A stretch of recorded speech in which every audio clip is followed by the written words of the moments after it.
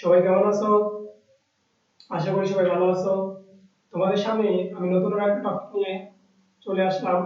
তা হলো সংখ্যা পদ্ধতিতে কিভাবে আমি বাইনারি থেকে অক্টাল এবং হেক্সাতে রূপান্তর করতে পারবো এবং অক্টাল থেকে কিভাবে আমি বাইনারিতে রূপান্তর করতে পারবো।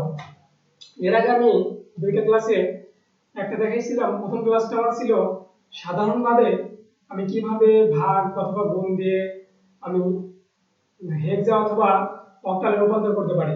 কিন্তু আজকে আমার ক্লাস থাকবে কিভাবে আমি অক্টাল অথবা হেক্সা থেকে ডাইরেক্ট বাইনারি করতে পারি অথবা বাইনারি থেকে কিভাবে আমি হেক্সা অথবা অক্টালে রূপান্তর করতে পারি। তাহলে আমাদের ক্লাস শুরু করে দেই। আমি যে কোনো একটা বাইনারি মান নিব। মনে করো হেডলাইনটা দিয়ে নেই।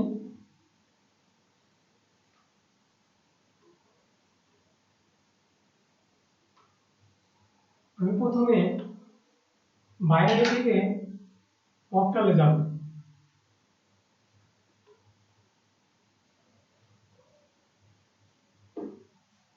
তাহলে দেখো, আমি যদি বাইনারি থেকে অক্টালে যেতে চাই তাহলে আমাদের বাইনারি একটা মান নিতে হবে। আমি মনে করি আমার বাইনারির মানটা 1010। তাহলে তোমাকে যদি বলা হয় এটাকে অক্টাল মানে রূপান্তরিত করো, অর্থাৎ অক্টালে রূপান্তর করো, তাহলে কি করবে? জেনারেলি যেটা তোমাদের শেখানো হয়েছে আগের ক্লাসে তা হলো এইভাবে যেটা বের করতে হয়, তাই না? এটা তো অনেক সময় সাপেক্ষ এবং গণনার বিষয়, ঠিক আছে? অনেক সময় লেগে যাবে। এখন আমি এটা করব না, সরাসরি বাইরে থেকে আমি অক্টালে যাব। দেখো, তুমি প্রথমে তিনটা করে কেটে নিবা, এই ডান পাশ থেকে তিনটা করে নিবা। তাহলে তিনটা করে কেটে নিচ্ছি। এই তিনটা এখানে থাকলো কত? দুইটা। তাহলে আমি এই দুইটাকেও লিখছি। এখন কি দেখো, আমার আগের ক্লাসগুলো আমি বলেছিলাম যে অক্টালের 1 বিট ইজ ইকুয়াল বাইনারির 3 বিট, তাই না? যারা আমার আগের ক্লাসগুলো করছো তারা অবশ্যই এটা সম্পর্কে ধারণা আছে। অক্টালের অক্টালের 1 বিট সমান বাইনারির 3 বিট, তাই না? দেখো, সেই নিয়ম অনুযায়ী আমি তিনটা করে বিট কেটে নিয়েছি। এখানে দুইটা, এখানে তিনটা, আর এখানে দুইটা আছে। তাহলে তিনটা করতে কি করতে হবে? আমি যদি ডানে মান একটা শূন্য দেই তাহলে কিন্তু আমাদের ভ্যালু চেঞ্জ হয়ে যাবে। কিন্তু আমি যদি এটার বামে একটা শূন্য দিয়ে দেই তাহলে আমাদের 10 ভ্যালু কি চেঞ্জ হবে ভাইয়া? হবে না। এই জন্য দেখো, এখন আমি তোমাদের আইসিটি বইয়ে দেখবা এটা নিয়ে মান দেওয়া আছে, কিভাবে আমি মানটা বসাতে পারি। দেখো, প্রথমে দেওয়া আছে 0 0। মনে করো এটা বাইনারি, এটা অক্টাল।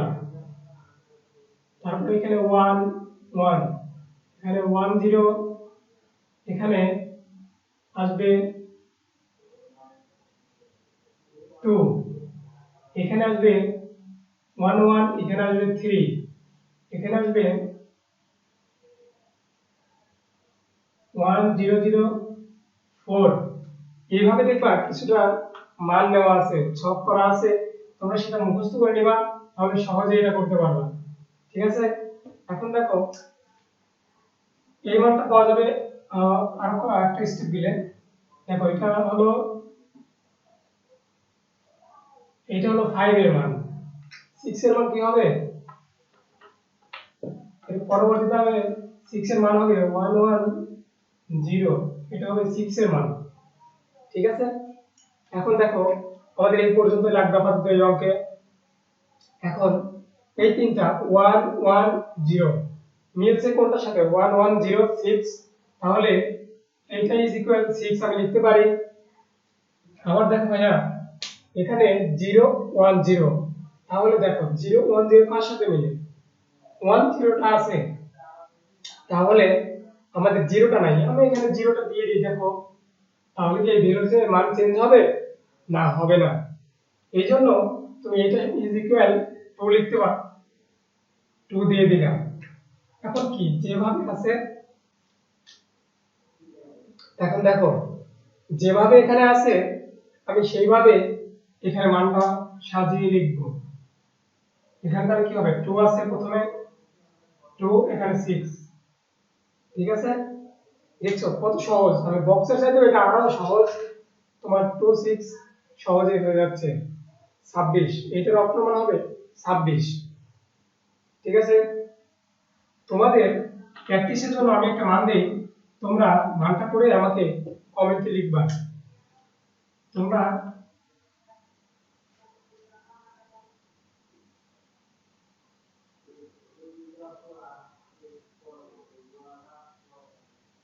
তোমরা এই বাইনারি মানটাকে অক্টালে করবা, ঠিক আছে? তোমরা এই বাইনারি মানটাকে অক্টালে রূপান্তর করবা, বক্স আকারেও করতে পারো, আবার আমি যেভাবে সরাসরি দেখাইলাম এই মানগুলো জানা থাকলে এভাবেও করতে পারো। আশা করি তোমরা এটা পারবা, বড় দেখে ভয়ের কিছু নেই, একদমই সিম্পল, তোমরা করবা, ঠিক আছে?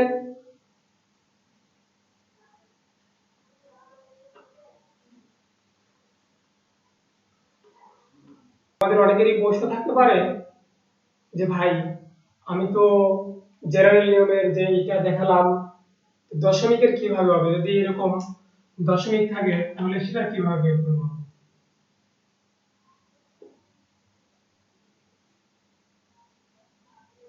যদি দশমিকের এভাবে থাকে তাহলে এটা কি করব? মনে করো সিম্পলি এটা দেওয়া আছে যে এটার অক্টাল মান বের করতে হবে। এই জন্য তোমাকে এই যে শেষে যে নিয়মটা দেখাইলাম, দেখো এটাকে তোমাকে ভাঙতে হবে প্রথমে 1 1 0, তিনটা ঘর থাকবে, কি 1 1টাকে রাখবা, তারপরে দুইটা শূন্য দিবা, এভাবে থাকবে। তারপরে দেখো এটাকে আবার করতে হবে তোমার এই পাশ থেকে, ডান থেকে, এটা তো বসে এই পাশ দিয়ে, এটা এখান থেকে করতে হবে। 1 0 1 তিনটা অংশ, আর এখানে 1 থাকলো, এই 1 এর এই পাশে দুইটা শূন্য দিয়ে দিবা। কজ দশমিকের যদি তুমি এই পাশে শূন্য দাও তোমার ভ্যালু চেঞ্জ হবে না, কিন্তু দশমিকের আগে যদি পূর্ণ অংশে তুমি ভ্যালু দাও এখানে, তাহলে কিন্তু চেঞ্জ হয়ে যায়, ঠিক আছে? এই নিয়মে তোমাকে এই পাশে আমি দুইটা শূন্য দিলাম, আমার ভ্যালু কিন্তু চেঞ্জ হবে না। কারণ এখন তুমি মানগুলো বসাও, 0 0 1 এর মান আসবে 1, 0 1 1 এর মান আসবে 3, এখানে 1 0 1 এর মান আসবে 5, 1 0 0 এটার মান আসবে 4। তো বইতে দেখবা যে সরাসরি এই মানগুলো দেওয়া আছে, ঠিক আছে? তাহলে আমি সাজাই কি হতে পারে আমাদের অ্যানসার। দেখো আমাদের অ্যানসার আসবে, এখানে কি আসছে 1 3 1 3 দিব, এটা হলো আমাদের পূর্ণ অংশের মান। তারপরে কি আছে 5 4 5 4 দিয়ে দিয়েছি, ঠিক আছে? এটা হবে আমাদের অক্টাল মান। একদম ইজি না? খুব সহজ, বেশি বেশি বাসায় ট্রাই করবা, ঠিক আছে? আর এইটা করার জন্য, শর্ট করার জন্য তোমাকে ওই বক্সের মানগুলোকে মুখস্থ করতে হবে, ঠিক আছে? লাস্টের দিকে আমি তোমাদের এই মানগুলোর একটা সলভ করে দিব, তোমরা মুখস্থ করে নিবে।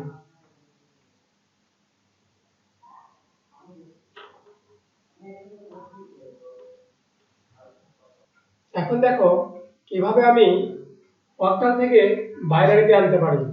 এত সময় তো তোমাদের দেখালাম আমি বাইনারি থেকে অক্টালে গেছি, এখন আমি অক্টাল থেকে সরাসরি বাইনারি যাব, ঠিক আছে? কিভাবে যাব দেখো, ওই যে বললাম মুখস্থ লাগবে তোমার এই ক্লাসটার জন্য, আমরা সরাসরি মানগুলো বসাই দেব। দেখো 1 এর জন্য আমাদের মান 1, 2 এর বাইনারি রূপ কি হবে? 2 এর বাইনারি রূপ 1 0, 5 এর বাইনারি রূপ কত হবে? 5 এর হবে 1 0 1, ঠিক আছে? এখন দেখো 6 6 এর কত হবে? 6 এর বাইনারি রূপ হবে 1 1 1, এই যে 1 1 0, 7 এর হবে তিনটা 1, আর 2 এর বাইনারি রূপটা আমি বললাম 1 0। তাহলে দেখো আমাদের কিসের কমতি আছে, আমাদের বলা ছিল যে বাইনারির তিনটা বিট সমান অক্টালের একটা বিট, তাই না?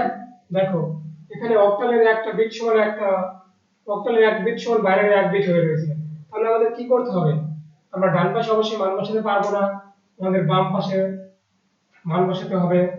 আবার দেখো এখানে একটা ভাগ কম আছে, একটা দুইটা আছে, তাহলে আরেকটা নিতে হবে সংখ্যা আমাদের ডিজিট, এখানে আরেকটা নিয়ে নিলাম।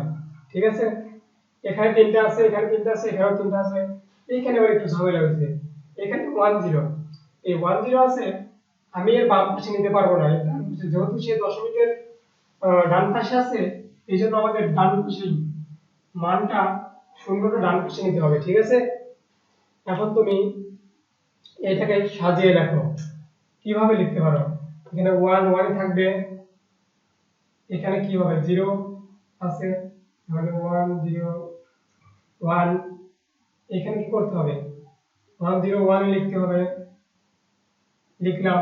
তারপর কি আছে দশমিক, দশমিক এখানে দিয়ে নিলাম, দশমিকের পরে আবার কারা এরা, মানে এদেরকে আবার সাজানো লাগবে পর্যায়ক্রমে। ঠিক আছে, ওই যে উপরে আছে 2, তুমি ক্যালকুলেটরে যদি অক্টালের এই মানটা বের করো অথবা নিজে যদি সাধারণভাবে করো, তাহলে দেখবা এইটার বাইনারি রূপ এইটাই আসবে। ঠিক আছে, আশা করি কিভাবে অক্টাল থেকে বাইনারি করতে হয় তা তোমরা পারবা। যেহেতু দশমিক অংশ আর পূর্ণ অংশ একবারে ছিল, এই জন্য একবারে করছি, বারবার দেখাই নাই। ঠিক আছে, দুইটা অংশ এখানে করা আছে, যদি তোমার এই অংশটা না থাকে, মনে করো এই দশমিক অংশ নেই, তাহলে তুমি জেনারেলি এই নিয়মটা করবা, এই যে তিনটা শুধু এইটুকু হবে, এইটুকু তখন বাদ যাবে। ঠিক আছে, শুধু তোমার এই আগের অংশটা হবে, দশমিকের আগের অংশটা। ঠিক আছে, এখন আসো কিভাবে আমরা বাইনারি থেকে হেক্সা করতে পারি সেটা শিখবো। তাহলে আমি যদি বাইনারি থেকে হেক্সা করতে চাই, আমাদের কন্ডিশন কি ছিল, বাইনারি 4 বিট ইজ ইকুয়াল হেক্সার হবে 1 বিট, তাই না? এটা আমার বিগত ক্লাসে বলা আছে এবং আজকের ক্লাসের প্রথম দিকে বলে নিছি। দেখো হেক্সা, দেখো বাইনারি 4 বিট ইজ ইকুয়াল হেক্সার 1 বিট। কেন এই 1 বিট হয়, দেখো একটা জিনিস দেখাই, 16 আমরা জানি হেক্সার বেস 16, তাই না? আমরা যদি 16 কে পাওয়ার আকারে প্রকাশ করি তাহলে কি আসে 2 টু দি পাওয়ার 4। তাহলে তুমি এখানে কল্পনা করো 16 এর উপরে 1 আছে আর এখানে 2, 2 এর উপরে 4 আছে, তাহলে একটা জিনিস দেখো কোথায় মিল আছে, আমাদের হেক্সার বেস 16 বাইনারি বেস 2, তাই না? তাহলে আমাদের এটা কিন্তু মিলে যাচ্ছে, যেহেতু যেহেতু আমাদের এই বেদের সাথে মিল আছে, তাহলে উপরের যে এটার সাথে আমরা মিল তুলনা করতে পারি। এটা যদি আমরা 1 বিট তুলনা করি, এটা তাহলে 4 বিট হচ্ছে না? দেখো হেক্সার 1 বিট সমান বাইনারি 4 বিট হয়ে যাচ্ছে, তাই না? সেই নিয়মেই হেক্সার 1 বিট সমান বাইনারি 4 বিট। ঠিক আছে, আমরা এখন দেখি এটা ফলাফল কি আসে। আমাদের নিয়ম কি ছিল, হেক্সার 1 বিট সমান বাইনারি 4 বিট, তাহলে আমরা দশমিকের যেটা পূর্ণ অংশ আছে আমরা ডান থেকে 4টা করে কেটে নেই, আমি ব্র্যাকেটটা তুলে দিচ্ছি, 4টা কেটে নিয়েছি, পাশে কয়টা আছে 2টা, আর কি করতে হবে, আরো 2টা আমাদের লাগবে, সেই দুটো আমরা বাম পাশে শূন্য দিয়ে দিব। ঠিক আছে, তাহলে দেখো বাম পাশে আমি 2টা শূন্য দিয়ে 4টা ঘর মিলিয়ে নিয়েছি। এখন আমাদের দশমিকের অংশের কাজ, দশমিকে কি করব, দেখো দশমিকে আমি বাম পাশ থেকে আমি কাটতে কাটতে ডানের দিকে যাব, তাহলে কি হবে, আমাদের এখানে আছে 1 0 1, এই 4টাকে কাটতে হবে।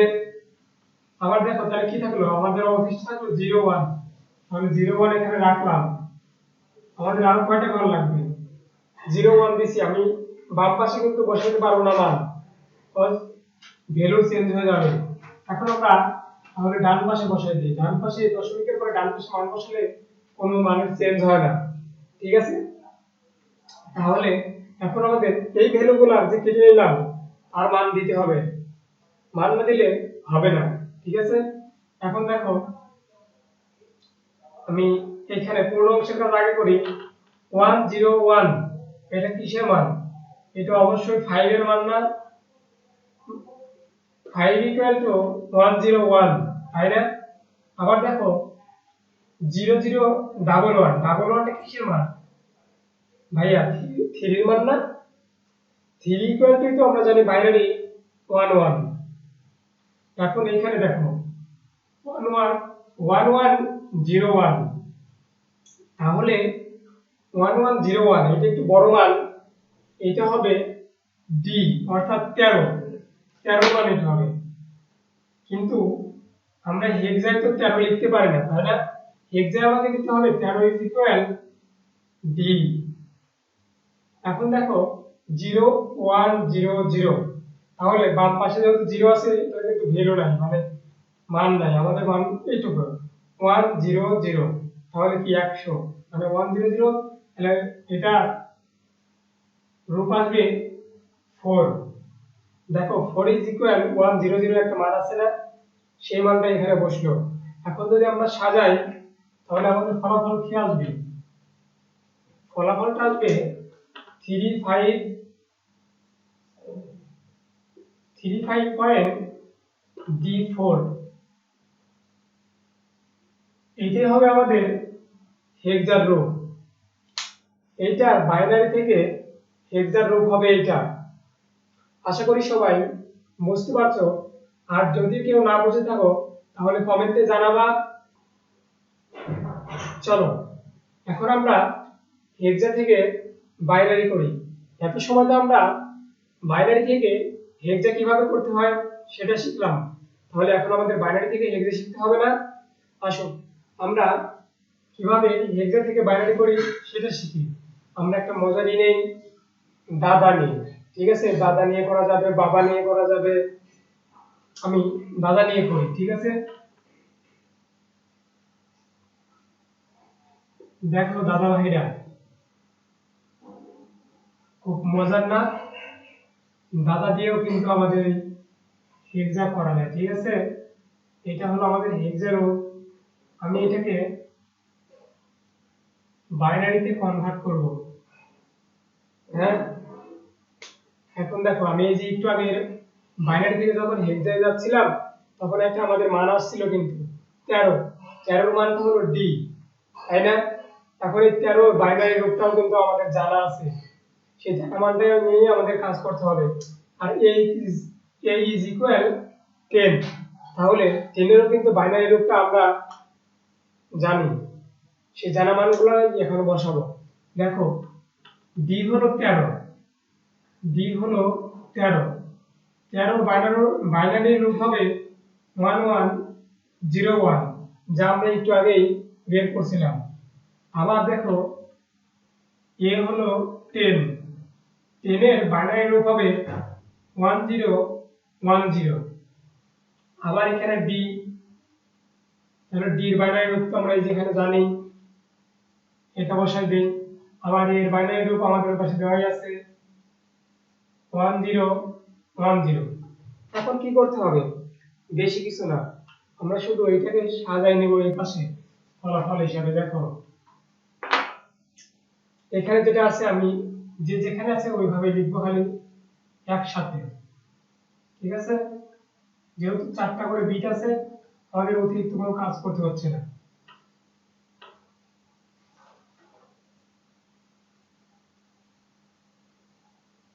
এই যে হয়ে গেল আমাদের দাদা ভাইয়ের বাইনারি রূপ, ঠিক আছে? দাদা ভাই দিয়ে আমরা একটা অঙ্ক করে দিলাম। আমরা এইভাবে কিন্তু বাবা দিয়েও একটা করতে পারি, কিন্তু মা দিয়ে কিন্তু হবে না, কজ এম এর কোনো মান আমাদের জানা নাই। এখন দেখো আমি তোমাদের বাবা দিয়ে একটা শিখাই, ঠিক আছে? কিভাবে বাবা দিয়ে হবে।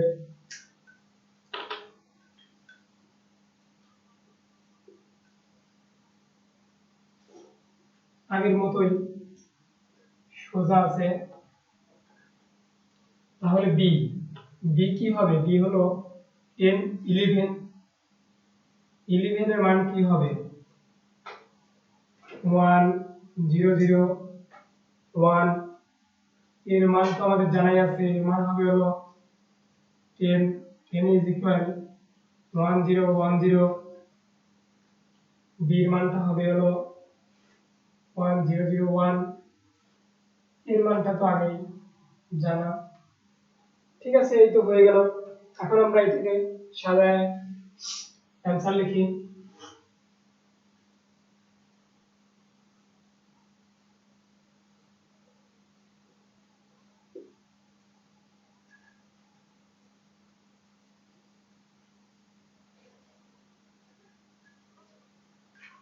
অঙ্কটা যদিও অনেক ডিজিটে বড়, তবুও কিন্তু একদম সিম্পল সোজা, তাই না? আশা করি তোমরা কিভাবে দাদা ভাইকে বাইনারি করতে হয় পারবা, এবং বাবাকেও কিভাবে বাইনারি করতে হয় এটাও পারবা। এভাবে তোমরা বিএফ কে করতে পারো, কিন্তু জিএফ কে কিন্তু করতে পারো না। ঠিক আছে, তোমরা বিএফ এর বাইনারি মানটা বের করতে পারবা, জিএফ এরটা হবে না। ঠিক আছে, জিএফ, জিএফ যেহেতু জি এর মানটা আমাদের জানা নাই, তাহলে এই জিএফ দিয়ে হবে না। অ্যাকচুয়ালি এটা মজা করার জন্য বলা হয়েছিল, কেউ কিছু মনে করো না। আশা করি তোমরা এটাও ক্লিয়ার বুঝতে পারছো।